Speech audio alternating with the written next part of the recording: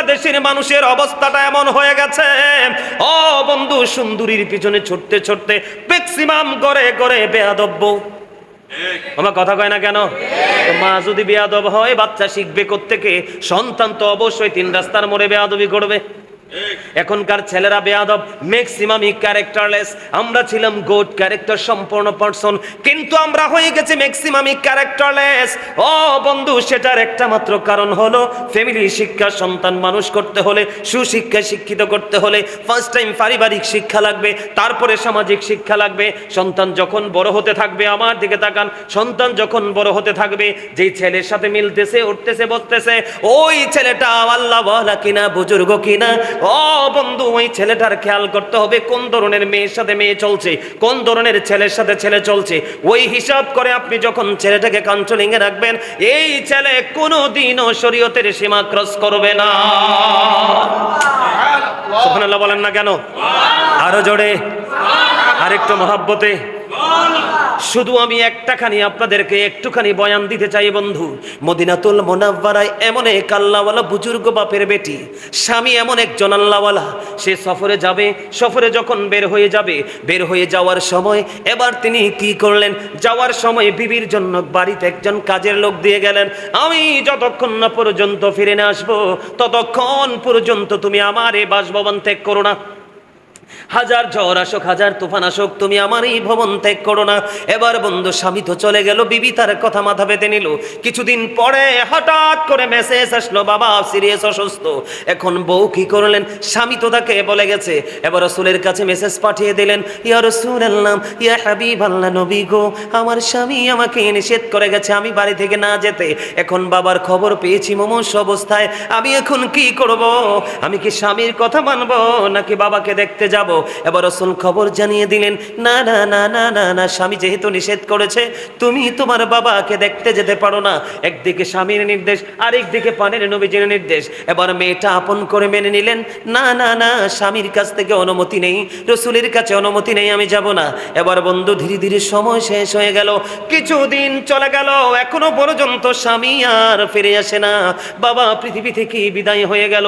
বাবা যখন বিদায় হয়ে গেল, আবার ওই আল্লাহওয়ালা বুজুর্গ মেয়েটা রাসূলের কাছে খবর পাঠালেন, ওগো নবী, বাবা তো মারা গেছে, এখন আমি কি করব?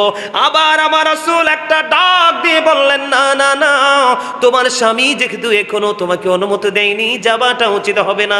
এবার মেয়েটা রাসূলের কথা মেনে কি করলেন না, বাবাকেও দেখতে গেলেন না। ও বন্ধু, বাবাকে কি করা হলো? মা ইন্তেকাল করার পরে কাফন পরিয়ে, জানাজা পড়িয়ে দাফন করা হলো। আমার নবীজির কাছে রাত্র নিশি গভীরে খবর চলে আসলো, ওগো হাবিব, হাবিবুল্লাহ, ও আমার বন্ধু, আপনি জানিয়ে দেন, শুধুমাত্র ওই মেয়েটা তার স্বামীকে মূল্যায়ন করেছে, আমার হাবিবের কথা মান্য করেছে। এই মেয়েটার কারণে তার বাবার সমস্ত জীবনের গুনাহ মাফ করে তার বাবার কবরটাকে জান্নাত বানিয়ে দিলাম। জুড়ে জুড়ে কন্যা সুবহানাল্লাহ।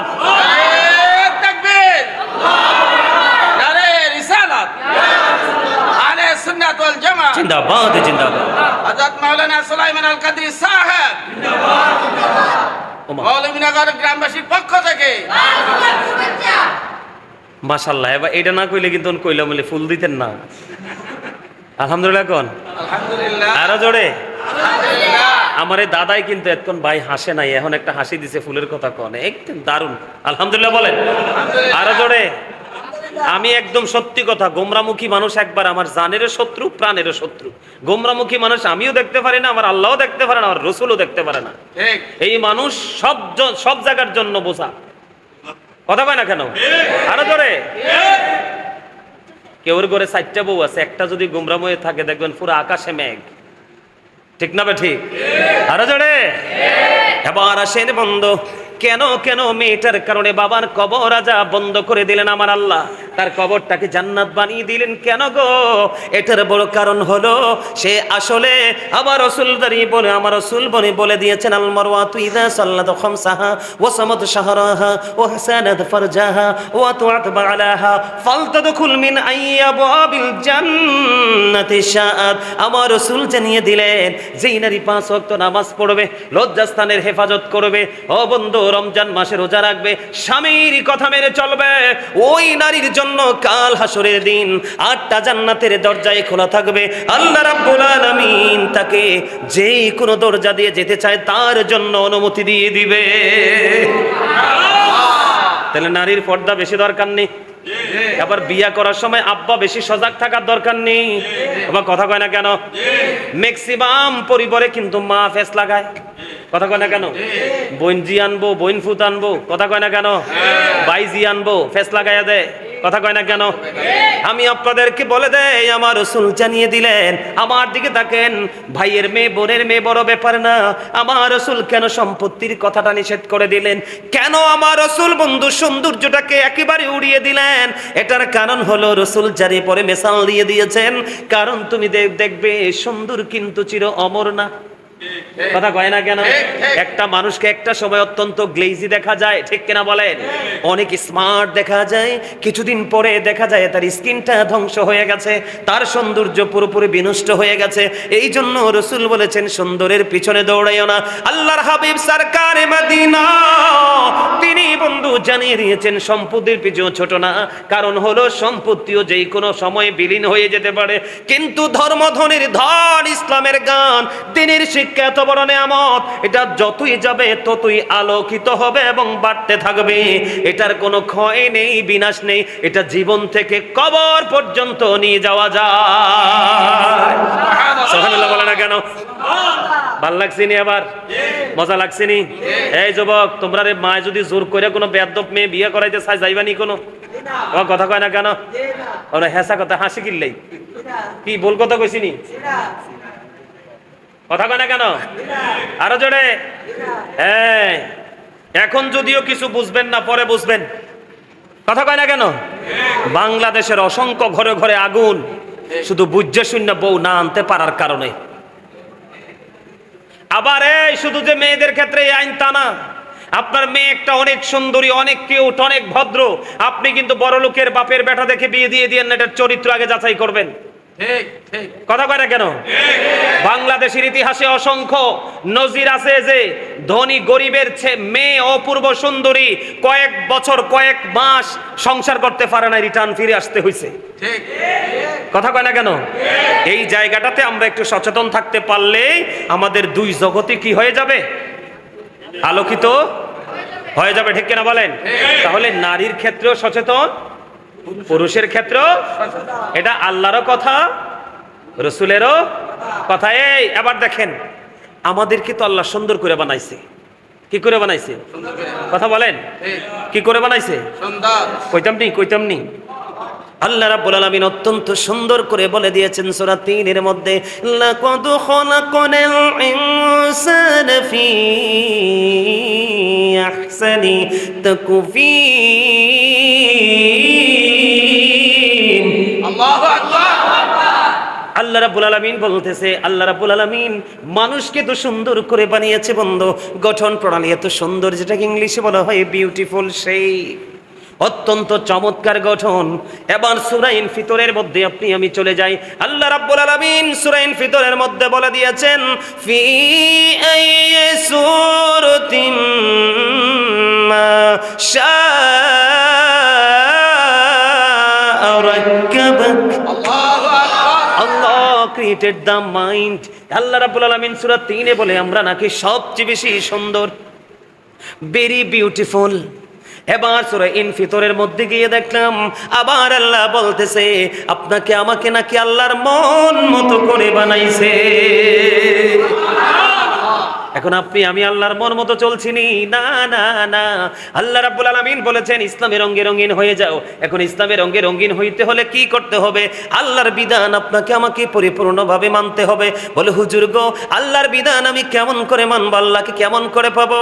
এই জন্য আল্লাহ রাব্বুল আলামিন কোরআনে জানিয়ে দিয়েছেন, মাইয়ুতি'ir রাসূলা ফাকাদ আতাল্লাহ। আল্লাহ বলেছেন হি হো ওবিস দা এবস্টিল ওবিস আল্লাহ। যে ব্যক্তি রাসূলের নির্দেশ মানলো সে যেন আল্লাহর নির্দেশই মানলো। আল্লাহ কোরআনে শুধু এখানে একান্ত নয়, আল্লাহ আরো বলে দিয়েছেন, কুল ইন কুনতুম তুহিব্বুনাল্লাহ ফাত্তাবিউনি ইউহিব্বুকুমুল্লাহু ওয়া ইয়াগফির লাকুম যুনুবাকুম ওয়াল্লাহু আল্লাহু গফুরুর রহিম। আল্লাহ বলেছেন সে বলুন, ইফ ইউ ডু লাভ আল্লাহ, যদি তোমরা আল্লাহকে ভালোবেসে থাকো, ফলো মি মুহাম্মদ সাল্লাল্লাহু আলাইহি সাল্লাম, মুহাম্মদ সাল্লাল্লাহু আলাইহি সাল্লামের অনুগত হয়ে যাও, আল্লাহ উইল লাভ ইউ, আল্লাহ তোমাদেরকে ভালোবাসবে, এন্ড ফরগিভ ইউর সিনস, তোমাদের সমস্ত জীবনের গুনাহগুলি মাফ করে দেবে। তাহলে আল্লাহ রাব্বুল আলামিন আল্লাহকে পাওয়ার জন্য মাধ্যম বানাইছেন কারে? রসুল রে। কারে? আরো জোরে। আচ্ছা হে বেটা এন থেকে উঠতে গেছে, হ্যাঁ লাইট দিত বা জারবাতি দিত, এইটার কি, এটা দিকে কি তাকাই থাকা লাগে? জি না। আমরা এনা তাকায় থাকবো কারণ আজকে মসজিদে প্রথম ঢুকছি, ইস কত সুন্দর, আমি এনা তাকায় থাকার কথা, বা আমার সাথে যারা আসে তারা তাকায় থাকার কথা। আপনারা যারা এই এলাকার, হেনে তাকানোর কি দরকার? এই যে মনোযোগ, এটাই হলো মনোযোগী যে ঘাটতি আছে। ওয়াজে যে 100% মনোযোগ নাই, এটাই হলো ওনার দিকে দৃষ্টি। এই যে লাইট দিতে গেছে অথবা ফ্যান দিতে গেছে, কমন বিষয়। আল্লাহকে পেতে হলে আমরা রসুলের কাছে যেতে হবে, কারণ আল্লাহ রাব্বুল আলামিন হাদিসে কুদসিতে এসেছে, আল্লাহ রাব্বুল আলামিন বলেছেন লাউলাকা লামা খালাকতুল আফলাক, আমি যদি আপনাকে সৃষ্টি না করতাম কিছুই সৃষ্টি করতাম না। লাউলাকা লামা আজহারতু রুবুবিয়াতি, আমি যদি আপনাকে প্রকাশ না করতাম, আমি প্রভুর প্রভুত্ব প্রকাশ হতো না।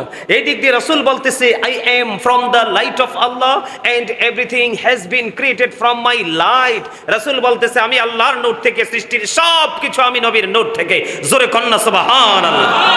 শুধু এখানে ক্ষান্ত নয়, আল্লাহ রাসূল আরো বলতেছেন I was a prophet when Adam was mixture of water and mud, আমি ওই সময় নবী যখন আদম ছিল কাদা মাটির মাঝে। জোরে কন্না আল্লাহু আকবার। কেন আল্লাহ রাব্বুল আলামিন আল্লাহর হাবিবকে কি করলেন? আমাদেরকে দেখিয়ে দিলেন যে ফলো মি মুহাম্মদ সাল্লাল্লাহু আলাইহি ওয়াসাল্লাম। কেন তিনি মুহাম্মদ সাল্লাল্লাহু আলাইহি ওয়াসাল্লামকে মেইন করে আপনাকে ইনস্ট্রাকশন দিয়েছে? সেটার কারণ হলো Allah the first pillar is the lord of world রব্বুল আলামিন। মুহাম্মদ রাসূলুল্লাহ সাল্লাল্লাহু আলাইহি ওয়াসাল্লাম is the blessing for the world রাহমাতাল লিল আলামিন। আমার মালিক হচ্ছেন সৃষ্টির জন্য আর রব্বুল আলামিন। আমার খোদাইত্বের সীমানা যত দূর জুড়ে, ঠিক আমার রাসূলও তত দূর জুড়ে রহমত। সুবহানাল্লাহ। জোরে কন্না সুবহানাল্লাহ। আর জোরে বলেন। এখন রাসূলও তো নাই, আমরা তো এমন হতভাগা উম্মত, শুধু খাওন আর ঘুমান ছাড়া কিচ্ছু বুঝি না। আর আমারটা ছাড়া তো একবারে, এখনকার মানুষ আমারটা ছাড়া তো কিচ্ছু বুঝেই না। কথা কয় না কেন? যে অন্যজনকে একটু হেল্প করব, সহযোগিতা করব, এটা তো এখনকার মানুষ বুঝেই না। আমি খাবো, আমি পরবো, আমার আত্মীয় স্বজনকে ভালো রাখবো না। আমার বক্তব্য এমন না, আমার বক্তব্য হলো I love my country and country's people. আমার বক্তব্য এমন, we should be beside the helpless people of the country. আমাদের প্রত্যেকের উচিত হেল্পলেস পিপল, যারা অসুবিধায় যারা আছে, গরিব যারা আছে, অসহায় যারা আছে, তাদের পাশে দাঁড়ানো। ঠিক কিনা বলেন? আরো জোরে। এখন কি আমাদের সেই মেন্টালিটি, সেই চিন্তা আছে? নাই তো। আমার করে কিন্তু আমি ভালো থাকতে পারবো? এটাকে বিশ্বাস করেন আপনারা? আমার দিকে তাকান, বিশ্বাস করেন সবাই? আলহামদুলিল্লাহ বলেন। আরো জোরে। এখন রসুলও তো নাই, আমরা রসুলকে দেখবো যে স্বপ্ন যুগে, এই যোগ্যতাও তো আমাদের নাই। এখন আমরা কি করব? রসুল ওয়ালাদের কাছে যেতে হবে। কার কাছে? আমার মাহফিল কোথায়? মৌলভীনগরে। কোথায়? আমি কিন্তু সাপোজ কথার কথা, আমি ওখান থেকে কোন দিক দিয়ে আসলে ইজি হবে সেটা আমি আগে আইডেন্টিফাই করছি। এরপরে আমি কিভাবে আসবো সেটা আইডেন্টিফাই করছি। আপনি কি গাড়িকে অস্বীকার করতে পারবেন? আমি যে বাহনে আসছি এটাকে অস্বীকার করতে পারবেন? যে রাস্তা ধরে এসেছি এটাকে কি অস্বীকার করতে পারবেন? বা আমি না, আপনি আপনার গন্তব্যে যাবেন, রাস্তা এবং বাহন এই দুটোকে কি আপনি অস্বীকার করতে পারবেন? পকেট থেকে যে ভাড়া গুনতে হয় এটাকে আপনি অস্বীকার করতে পারবেন? এটা যেমন অস্বীকার করা সম্ভব না, আমি আল্লাহ পর্যন্ত পৌঁছাতে চাই। মূসা নবী বললেন রব্বি আরনি, আল্লাহ তোমাকে দেখতে চাই। আল্লাহ 1 সেকেন্ডে, এগুলো কি অস্বীকার করা যায়? কথা বলেন, যায়? যায় না। এই দেখেন, আপনারা মনে মনে প্রশ্ন করতে পারেন, অনেকে কিন্তু এখন রসুলের কথা বললে গা জ্বলে। আপনাদের এলাকায় আছে কিনা জানি না, আমাদের বাংলাদেশে এই গা জ্বলা পার্টি কিন্তু দিন দিন বেড়ে যাচ্ছে। রসুলের কথা বললে কি জ্বলে? গা জ্বলে। আমাদের দেশে অনেক মানুষ আছে, এখন বেড়ে যাচ্ছে। কারণ কিয়ামত তো এই মানুষ না বাড়লে হবে না। রসুল যে বলে গেছে এই কথা তো আর ভুল হতে পারে না। ঠিক কিনা বলেন? এই দেখেন, জান্নাত 8টা না, কিন্তু কেন 8টা হয়েছে এটা কি কেউ জানছে বা আপনারা কোনোদিন অবজারভেশন করছি? এই দেখেন, আল্লাহর নাম লিখতে 4টা হরফ লাগে, আলিফ লাম লাম হা, 4টা। একটার উপরে নিচেও কোনো নক্তা নাই নবীজির নাম লিখতে মিম হা মিম দাল চারটা, এই চারটার উপরে নিচে কোনো নক্তা নাই চারে আর চারে মিলে কত হলো? আট। এই জন্য আল্লাহ রাব্বুল আলামিন জান্নাত বানাইছে 8টা। আমি আমার রাসূলের মর্যাদা বোঝানোর জন্য বলছি। আল্লাহ কিন্তু কোন জায়গা থেকে আল্লাহর হাবিবকে জুদা করে নাই। কি করে নাই? আলাদা করে নাই, ডিভাইড করে নাই। সুবহানাল্লাহ বলেন। এবার আসেন, সৃষ্টির প্রত্যেকটা জায়গায় 2টা দিক, 3টা কিন্তু কোথাও নাই। প্রত্যেকটা জায়গায় কয়টা? কথা কয় না কেন? 2টা। কয়টা? কিন্তু একবারও কি ভাবছেন যে 2টা কেন? কেন 2টা দিক? আপনি আপনার দেহের দিকে তাকান, 2টি হাত, 2টি পা, 2টি চোখ, 2টি কান, জিহ্বা কয়টা? একটা। দুইটা আলাদা আরে জিহ্বাও তো 2টা। জি। এই যে এটা আমার দিকে তাকান, এই যে এটা হচ্ছে বাটপার, 1 নাম্বারটা আউট। এটার আমি বাটপার হিসাবে চিনি। বাবুর সিটা যদি ভালো হয়, লবণ টবণ যদি ঠিকঠাক হয়, এটা সুদের টাকা না, ঘোষের টাকা না, চুরির টাকা না, চিন্তাই করা টাকা, এটা আইডেন্টিফাই করার কোনো সুযোগ নাই। বর্ডার খালি ক্রস করবে। কথা কয় না কেন? এই পর্যন্ত আসবে। এই জন্য এটার নাম আমি রাখছি 1 নাম্বার বাটপার। এই যে এটা তো জাস্ট আপনার এই মানে একটা গোস্তের টুকরা। আসল হচ্ছে এই যে ভিতরে আলা জিহ্বা, ওটা না থাকলে কথাই তো বলতে পারতেন না। আপনারা খাওয়াই তোকে, তাহলে জিহ্বা কটা? দুইটা 2টি হাত, 2টি পা, 2টি চোখ, 2টি কান, 2টি জিহ্বা, আলো আধার, কঠিন কোমল ঘৃণা প্রেম, বাদশা ফকির, দুর্বল সবল, সংগ্রামী শান্তিতে, ইহকালে পরকালে, জান্নাতে জাহান্নামে। এই যে দেখেন আলো আধার, উঁচু নিচু, কথা কয় না কেন? এই যে এখানে দেখেন লম্বা খাটো, সাদা কালা, ধনী গরিব, সব জায়গায় গেলে বন্ধু 2টা। সেটার কারণ হলো তুমি একটু গভীরভাবে খেয়াল করে দেখো। আল্লাহ রাব্বুল আলামিন বলেছেন লা ইলাহা ইল্লাল্লাহ, পাশেই রেখেছে মুহাম্মাদুর রাসূলুল্লাহ সাল্লাল্লাহু আলাইহি ওয়াসাল্লাম। কালেমার মধ্যে দিক কয়টা? 2কে। একটা হলো তাওহীদ আর একটা হলো রিসালাত। একদিকে আল্লাহ আর একদিকে হাবিব। এই জন্য আল্লাহ পৃথিবীর সব জায়গা 2টা দিক দিয়ে সাজিয়েছেন। ওমা সুবহানাল্লাহ কয় না কিল্লাই? এবার আসেন, আরো মজা আছে। আমি কিন্তু এখনো কালেমার মধ্যেই আছি। কোথায় আছি? লা ইলাহা ইল্লাল্লাহ, এটার মধ্যে আছে 12টা হরফ। কয়টা? 12টা মুহাম্মাদুর রাসূলুল্লাহর মধ্যে আছে 12টা হরফ। এই দিকে 12টা, ওই দিকে 12টা, 12 মিলে কত হলো? 24। এই কারণে আপনার একদিনে 24 ঘন্টা। আওয়াজ তোলে কোন সুবহান। আরো জোরে। এই কথাগুলো বলার কারণ হলো রসুলের মর্যাদা বোঝানোর জন্য। কিসের জন্য? আল্লাহকে পাইতে হলে কার কাছে যেতে হবে? রসুলের কাছে যেতে হবে। যদি আপনি বলেন যে রসুল আপনার মতো, তাহলে আপনি কুফরি করে ফেললেন। নবীজি বেনজির ও বেমিসাল। আজ থেকে 1500 বছর আগে রসুল বলেছেন কয়লা আইয়ুকুম মিথলি, তোমরা কে আছো আমার মতো? এই পর্যন্ত কেউ হাত তোলে নাই। তা আপনি আমার তো প্রশ্নই আসে না। কথা বলেন না কেন? নবীজি কখনো আপনার আমার মতো হতে পারে? আরে আমার নবী তো অন্য নবীদেরও মতো না। আপনি কি বুঝলেন? মূসা দেখতে চাইছে, কোরআন খুলে দেখেন, আল্লাহ মূসাকে দেখা দেয় নাই। আর আপনার আমার নবী আল্লাহকে দেখতে চায় নাই। আল্লাহর যে নিয়ামতে পরিপূর্ণ, যে সাজানো গোছানো যে জগৎ দেখতে চায় নাই।